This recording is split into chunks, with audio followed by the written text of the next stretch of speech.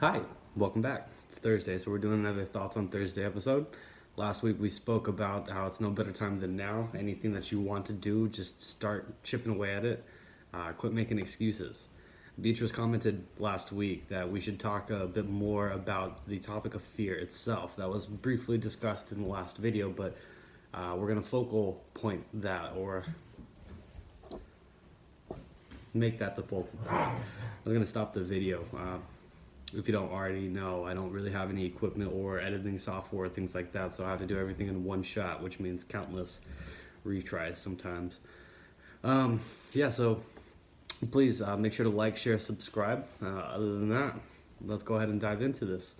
Now, fear is a response to a situation that may be harmful, it may be threatening to you, and intuitively we respond in a certain manner.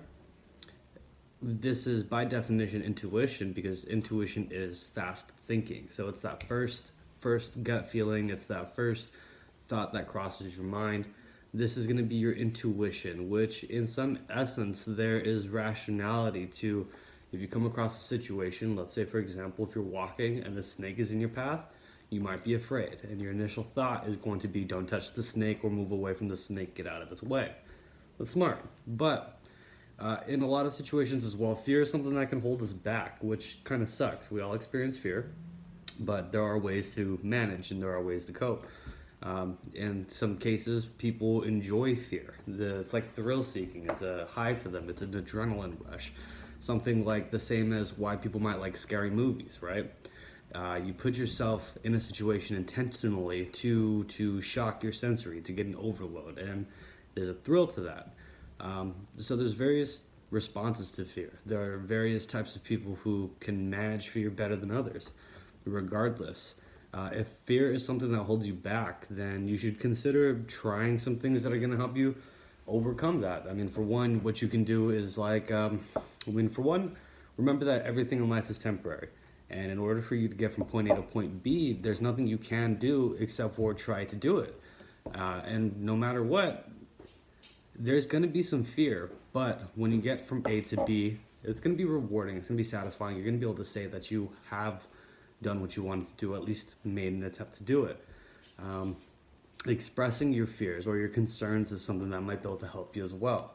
Thinking back on what I said about the initial or intuitive response to fear, you might be looking at something up front that seems like there's all these things or all these ways that you can rationalize how it's a bad idea or what have you. But if you take a step back and look at it and maybe try to isolate the one thing that's really causing the fear, you can also come up with a logical approach, or you can find a way that's going to come out with a sensible solution. And that might help to null the fear a bit, which is good. Because then you can take your approach and you can take it gradually or move it. I'm sorry, I've got dogs. Hey!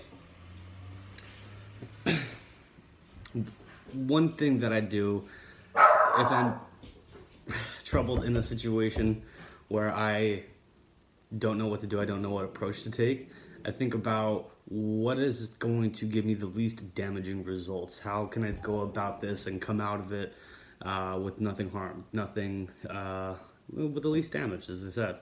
And so from there, if you take that and execute, then you should be able to do a lot. I mean, you should be able to get yourself from where you were to where you want to be. And it doesn't always happen overnight, but maybe it's something you're working on that you gradually need to put a little bit of effort in here and there at a time.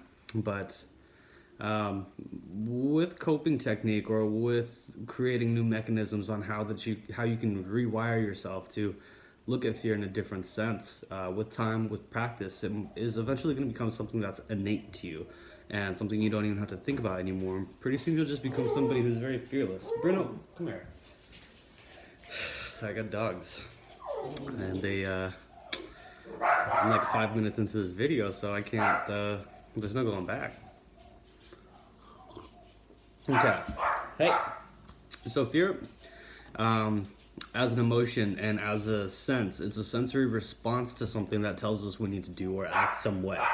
Knowing that, then you know that the next time that you're afraid of something, you can pause, evaluate the situation, and try to rework it and try to find a way that's makes it easier for you to digest, makes it so that you can move on from it.